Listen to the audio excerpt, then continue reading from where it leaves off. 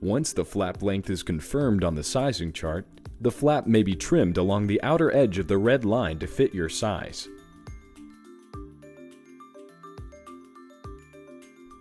Insert each flap into the corset pockets and smooth the pockets down to secure the Velcro in place. To add the 6-inch extender, open the flap and fasten it to the panel.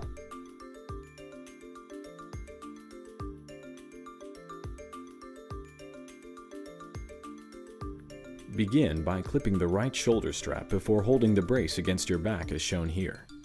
Pull the right side across your body and hold it. Now pull the left side over and press the two sides together. Now pull the compression strap out and across your body and Velcro it to the center. Now clip the remaining shoulder strap on your left side.